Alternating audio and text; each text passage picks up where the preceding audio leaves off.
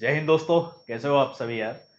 I hope आप बिल्कुल बढ़िया होंगे। मैं अर्जुन सिंह राठौड़ वेलकम करता हूँ गाइज आपका आज के सेशन में। और आज का जो हमारा सेशन है वो इंग्लिश की मिक्स क्विज जो है उसका डे 7 है आज हम लोगों का। ठीक है। और बेहतरीन कॉन्सेप्ट के साथ ऑलवेज आपने देखा है मेरे जितने भी कॉन्सेप्ट्स होते हैं वो आप लोगों को पसंद आते हैं और आपका उनसे इम्प्रूवमेंट भी हो रहा है। तो यहाँ पर इस चैनल पे जो है वो सिर्फ और सिर्फ एसबीआई क्लर्क को टारगेट करते हुए हम सारी चीजें करेंगे। और मेंस को टारगेट करते हुए जो हमारे मॉर्निंग के जो सेशंस हो रहे हैं वो स्टडी नीति पे हमारे कंटिन्यू चलेंगे। वोकेबलरी के जो सेशंस है वो भी अब से इसी चैनल पे हुआ करेंगे। तो वोकेबलरी की जैसे कल हमारी सुबह 10 वाली क्लास है उसका लिंक आप लोगों को भी मिल जाएगा थोड़ी देर में। तो कल आप वोकेबलरी की क्लास को देखिएगा और लिंक पे क्लिक करिए। तो चलिए गाइज स्टार्ट करता हूँ सेशन को। तो सबसे पहली चीज एसबीआई क्लर्क प्री 2021 को टारगेट करते हुए एक ही मिक्स क्विज है जिसका आज डे 6 है। 5 क्लासेज इसकी हो चुकी है। 10 क्लासेज हमारी फ्रेज रिप्लेसमेंट की हो चुकी है। तो इनके कॉन्सेप्ट को आप लोग बहुत अच्छे खासे तरीके से लिखा करें। जहां भी कोई डाउट हो आप लोग मुझसे उस चीज को पूछा करें। टेलीग्राम चैनल के माध्यम से आप मुझसे पूछ सकते हो या डायरेक्टली आप मुझसे कॉन्टेक्ट भी कर सकते हो। अगर किसी भी तरह का आप लोगों को ऑफलाइन बेच या ऑनलाइन बेच की रिक्वायरमेंट हो तो आप मुझे कॉन्टेक्ट कर सकते हो। आपको यहाँ पर कॉन्टेक्ट नंबर दिख रहा होगा। ओके। तो सबसे पहले हम डायरेक्शन पढ़ते हैं। तो डायरेक्शंस जो है फर्स्ट टू फिफ्थ क्वेश्चन की आपके डायरेक्शन सेम है। कह रहा है इन द गिवन क्वेश्चन, नीचे जो क्वेश्चन दिया हुआ है, 4 words are given of which 2 are most nearly the same और opposite in the meaning. 4 words आपको दिए हुए हैं जिनमें से वो या तो मीनिंग में सेम हो सकते हैं सिनोनिम्स या अपोजिट हो सकते हैं एंटोनिम्स के अकॉर्डिंग अपना आंसर हो सकता है। Find the two words and indicate your answer by marking the option. आपको उन वर्ड्स को फाइंड करना है और आपको आंसर इंडिकेट करना है क्या करते हुए, अपने ऑप्शंस मार्क करते हुए। मतलब नीचे जो आपको ऑप्शंस दिए हुए हैं ए बी सी डी ई, इस A B C D E option के अकॉर्डिंग आपको अपना आंसर बताना है which represents the correct combination, जो कि रिप्रेजेंट करते हैं किसको, करेक्ट कॉम्बिनेशन को आपके रिप्रेजेंट करते हैं। आ रही है बात समझ में। तो सबसे पहले मैं देखता हूं गाइज। तो यहां पर वर्ड्स का मीनिंग आपको पता होना चाहिए। जैसे वर्ड है यहां पर वुलनरेबल। वुलनरेबल जो वर्ड होता है इसका मतलब होता है कमजोर या असुरक्षित को आपके क्या बोला जाता है, वुलनरेबल बोला जाता है। देखिए वर्ड मीनिंग जितनी अच्छी खासी आप लोगों की होगी, और उसके लिए मैं आपके सामने वोकैब के सेशंस भी लाता हूँ, साथ ही साथ हम इस तरह के जो क्विज करते हैं उनमें भी बहुत सी वोकेबलरी आप लोगों को सीखने को मिलती है। तो वो सारी चीजें है कि वर्ड्स का आप लोग मीन पता रखें। तो कोई भी चीज ध्यान रखिएगा, फीबल होती है, असुरक्षित होती है अगर कोई चीज किसी तरह से, तो उसे बोला जाता है आपके वुलनरेबल बोला जाता है। रिच होता है आपके अमीर को कहते हैं, जिनका मुझे लगेगा कि इसका मीन लिखने लायक है उनका मीन लिखूंगा। बाकी नॉर्मल वर्ड से बैंक की तैयारी कर रहे हो आप सभी तो आपको इन वर्ड्स का मीन पता भी होगा। गार्डेड जो होता है ये यूज लिया जाता है जिस चीज को गार्ड किया जा सके, सुरक्षा दी जा सके, या सुरक्षित को क्या बोला जाता है, आपके गार्डेड बोला जाता है। और चेंबर जो आपके होता है ये एक तरह का रूम होता है, आप लोगों को बहुत अच्छे खासे तरीके से पता है। क्लियर। अब मैं यहां बात करूं तो वुलनरेबल जो है इसका अपोजिट क्या निकल कर आता है, आपके गार्डेड। और रिच और चेंबर का और इनसे कोई लेना देना नहीं है। मतलब ये दोनों वर्ड एक दूसरे के क्या होते हैं, एंटोनिम्स के तौर पर काउंट होते हैं। अब उसने बोला है या तो सेम हो या अपोजिट हो। तो आपके एक निकल कर आता है ए और एक निकल कर आता है आपके सी। तो ए और सी जो है वो कौन से ऑप्शन में आ रहा है गाइज, ए ऑप्शन में। तो आप लोगों का आंसर क्या होगा, ए सी। क्या होगा, ए सी। समझ आया हो तो डन कीजिएगा, और डाउट हो तो पूछिएगा किसी भी तरह से। और अगर कोई डाउट नहीं है तो हम क्वेश्चन नंबर सेकंड की तरफ बढ़ते हैं।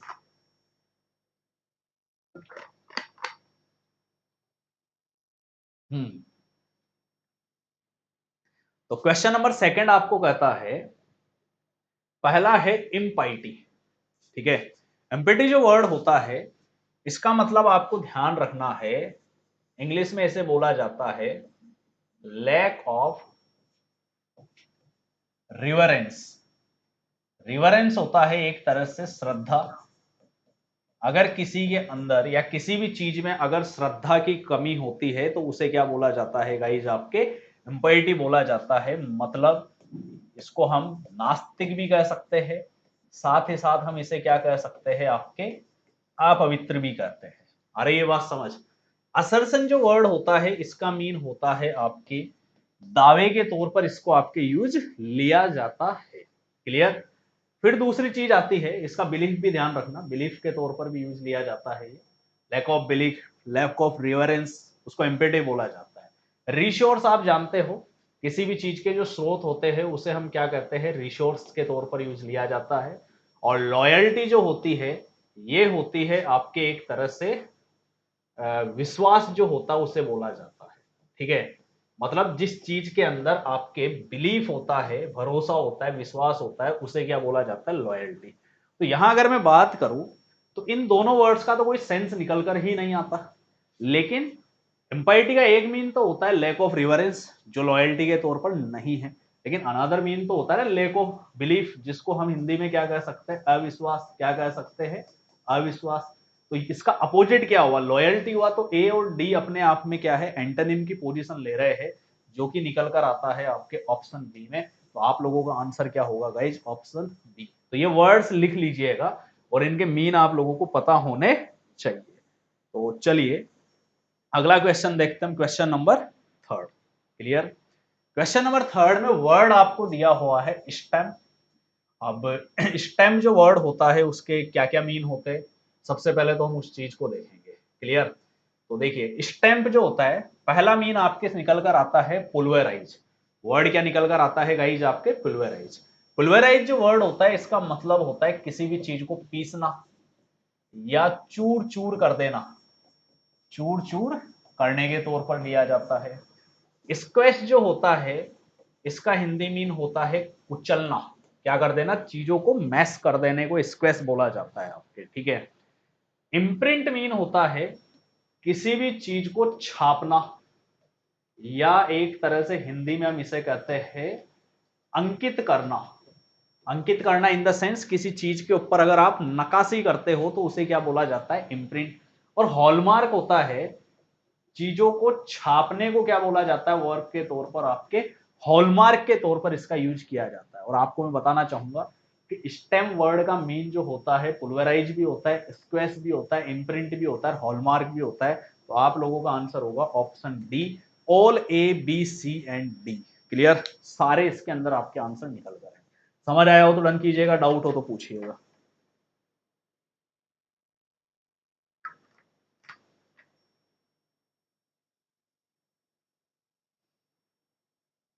चलिए अगला देखते हैं, क्वेश्चन नंबर फोर्थ। वर्ड है यहां पर गाइज आपके ग्रेव।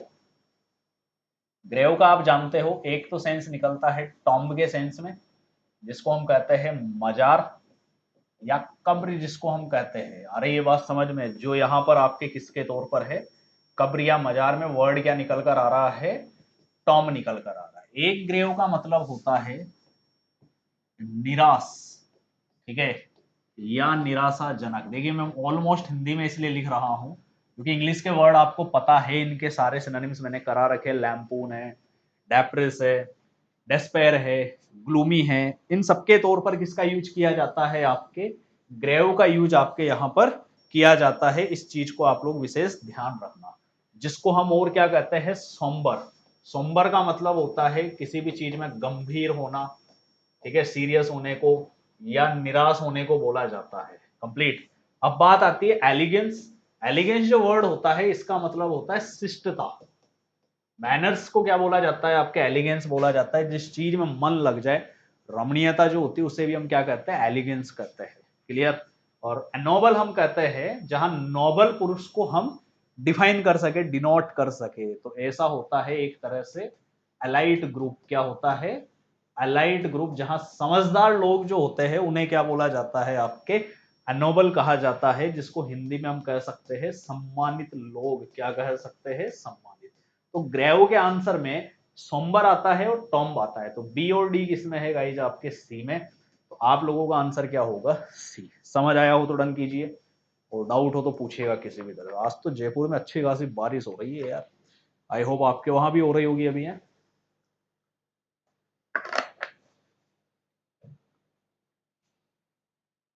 चलिए क्वेश्चन नंबर फिफ्थ देखते हैं गाइज। ओके, क्वेश्चन नंबर जो फिफ्थ है, अच्छे से समझिएगा, 1 मिनट यार, जस्ट ए मिनट।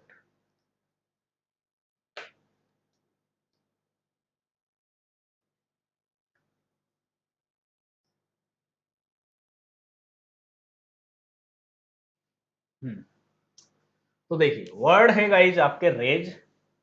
रेज का मतलब होता है उठना, उठाना, बढ़ाना, किसी भी चीज को इस तरह से यूज आपके लिया जाता है। तो सबसे पहला वर्ड है गाइज आपके एलिवेट। एलिवेट जो होता है इसका मीन किसके तौर पर निकलता है, आपके रेज के तौर पे निकलता है। चीजों को बढ़ावा देने को आपके बोला जाता है, ऊपर उठने के सेंस में यूज लिया जाता है। इन्फ्लेट आप जानते हो, ये वर्ड हमारे पहले भी आया था। अगर किसी चीज में आप हवा भर के मतलब फुला रहे हो उसे, तो उसे क्या बोला जाता है, आपके इन्फ्लेट के तौर पर उस वर्ड का आपके यूज किया जाता है। अपसर्ज जो होता है ये चढ़ाओ, ठीक है, सरमाउंट के तौर पर यूज लिया जाता है। और नर्चर होता है जो किसी भी चीज की जो समृद्धि होती है, उससे इंसान जो बढ़ता है, फलना फूलना, उसके तौर पर इसका यूज किया जाता है।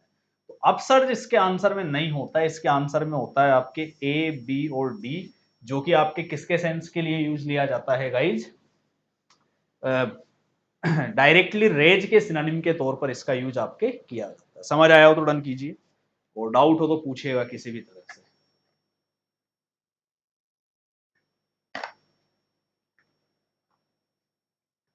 और दूसरा इसको ऐसे भी समझ सकते हो, ये वर्ड रेज के सिनोनिम में नहीं होता, राइज के सिनोनिम में होता है, ये भी ध्यान रखना है आपको। अपसर जो वर्ड है रेज के सिनोनिम में कभी भी नहीं होगा, किसके सिनोनिम में होगा, ये राइज के सिनोनिम में। तो चलिए अगला देखते हैं हम, क्वेश्चन नंबर 6। क्वेश्चन नंबर 6 आप लोगों के सामने है। तो यहां पर ये कह रहा है direction 6 to 9, in the following question a word is given along with its usage in sentence given in the options। ठीक है, नीचे आपको एक वर्ड दिया हुआ है जिसका सेंटेंस के अंदर अलग अलग जगह आपके यूज है, कंप्लीट है, ये इस तरह से। Choose the option in which the use of the given words is contextually and grammatically correct. उस ऑप्शन को, स्टेटमेंट या सेंटेंस को आप लोग चूज कीजिए जिसके अंदर ग्रामेटिकल भी राइट और कॉन्टेक्चुअली भी राइट हो, दोनों चीज हम इसके अंदर चेक करेंगे। तो सबसे पहले जो वर्ड है गाइज वो है आप लोगों के सामने कॉल्यूड। ठीक है, कॉल्यूड जो वर्ड होता है ये पार्ट ऑफ स्पीच में एक वर्ब निकलता है, और इसका मतलब हिंदी में होता है साठ गांठ करना। क्लियर, किसी भी चीज के बीच में अगर आप साठ गांठ कर लेते हो तो उसे क्या बोला जाता है, आपके कॉल्यूड के तौर पर हम हमेशा उसका यूज आपके करते हैं। इस चीज का आप लोग स्पेशली ध्यान रखना। अरे ये बात समझ में, ठीक है। अब सबसे पहले मैं यहां बात करूंगा, तो ये पार्ट ऑफ स्पीच वर्ब है, अपनी जगह सही है, ये भी वर्ब है, सही है, क्योंकि ग्रामर भी हमारे को चेक करनी पड़ेगी। और यहां पर जो है वर्ड जो है पार्ट ऑफ स्पीच वर्ब नहीं निकल कर आ रहा, तो पहले तो इन दोनों को क्या करिए आप, सबसे पहले गलत कर दो इनको। अरे ये बात समझ, फिर मैं बात करता हूं, तो ये कहता है the government of that country, उस कंट्री की जो गवर्नमेंट है, कोल्यूडेड विद द एनिमीज, उन्होंने एनिमीज से साठ गांठ किया, समझौता किया, एग्रीमेंट किया, to wipe out all the big powers of the world, कि इस दुनिया की जितनी भी बड़ी ताकतें हैं उनको हम क्या कर सके, वाइप आउट कर सके। तो ऐसी कंडीशन के अंदर सेंस बन रहा है। फिर मैं कहता हूं the principal colluded the student who broke rules. ठीक है, प्रिंसिपल ने स्टूडेंट्स को कोल्यूड किया जिन्होंने कि नियम तोड़े। नियम तोड़ने वालों से साठगांठ कौन करता है, तो ऐसी कंडीशन में यहाँ कोल्यूडेड रॉन्ग है, यहां आना चाहिए आपकी स्कॉल्डेड। मैं सेंस भी बताता चलूंगा आप लोगों को, तो राइट होगा the teacher scolded the students. Principal ने स्टूडेंट को क्या करा, डाटा, स्कोल्ड किया, रिव्यू किया, चाइड किया, बिरेट किया, कंप्लीट, जिन्होंने नियम तोड़े। ठीक है, फिर ये the collision of the car and truck claimed 6 lives. भाई कार और ट्रक के बीच में जो टक्कर हुई, क्लियर है, तो उस टक्कर को कॉल्यूजन नहीं कहते हैं, टक्कर को बोला जाता है आपके कॉलिजियन। क्या बोला जाता है, कॉलिजियन, COLLISION। तो टक्कर के सेंस में आपके कॉलिजन वर्ड आपके यूज लिया जाएगा, इस चीज का आपको ध्यान रखना है। क्लियर, फिर ये कहता है the collusion of her school education was immense. तो स्कूल एजुकेशन में जो उसका कंट्रीब्यूशन है वो इमेंस था। तो यहां पर गाइज आंसर होगा कंट्रीब्यूशन। किसके तौर पर यूज लिया जाएगा, आपके कंट्रीब्यूशन के तौर पर इसका यूज किया जाएगा। तो आप लोगों का आंसर इसमें निकल कर आता है ए, जहां पर ये एक तरह से एग्रीमेंट करना, ठीक है, चीजों को साठ गांठ करने के तौर पर कॉल्यूड वर्ड आपके यूज लिया जाएगा। समझ आया हो तो डन कीजिए, और डाउट हो तो पूछिएगा किसी भी तरह से।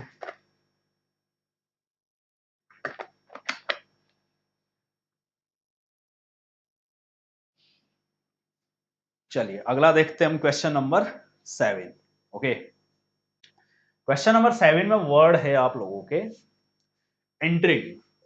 इंट्रिग जो वर्ड है इसका मतलब होता है एक तरह से पेचीदा।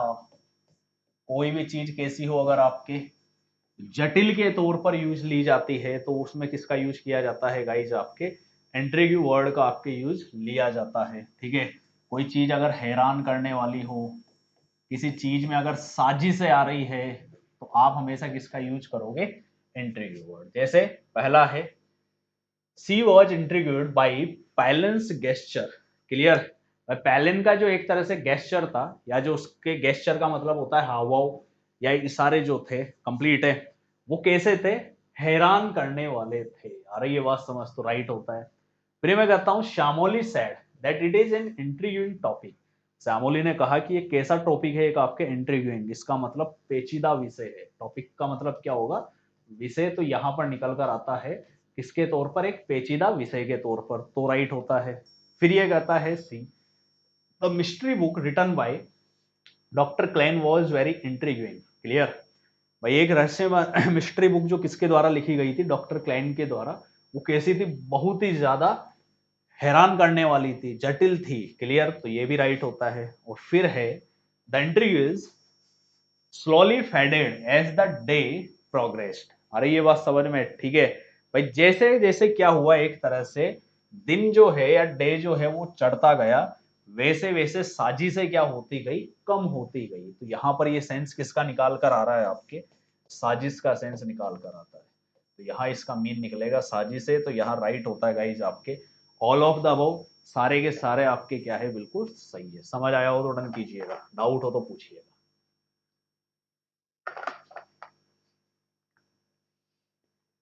वर्ड के जो जो मीन निकल रहे हैं ना, इनको नोट डाउन जरूर कर लीजिएगा, काम देगा आपके आगे। ओके, फिर देखते हैं हम question number 8। Clear, question number 8 जो है, ये है गाइज आपके अपेथी। अपेथी जो वर्ड होता है, जस्ट मिनट रुकिएगा, ये वर्ड जो है पार्ट ऑफ स्पीच के अकॉर्डिंग एक नाउन निकल कर आता है, और दूसरा इसका मीन होता है उदासीनता। क्या होता है इसका मतलब, उदासीनता या गंभीरता को आपके बोला जाता है। अब ये कह रहा है, Javed knew that he had to shrink away this apathy. Apathy यहाँ पर किसके तौर पे है, नाउन के तौर पर। जावेद जानता था कि उसको क्या करना है, इस उदासीनता से बाहर निकलना ही है, छुटकारा पाना ही है, मतलब ये सही होता है।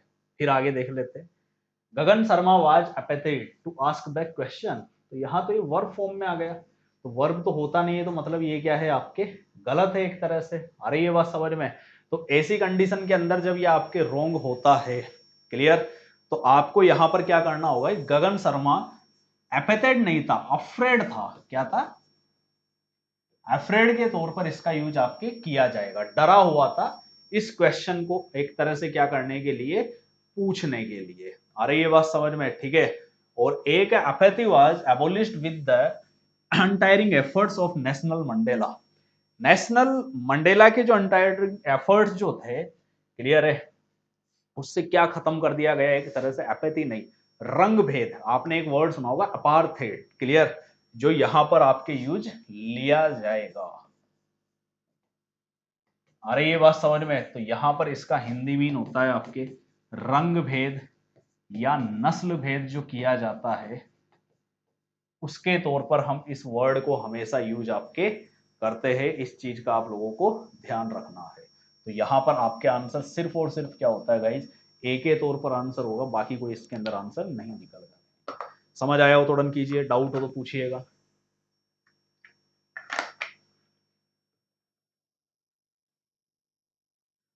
उसके बाद देखते हैं हम question number 9। Okay, question number 9 हमारे को कहता है कंप्लाई।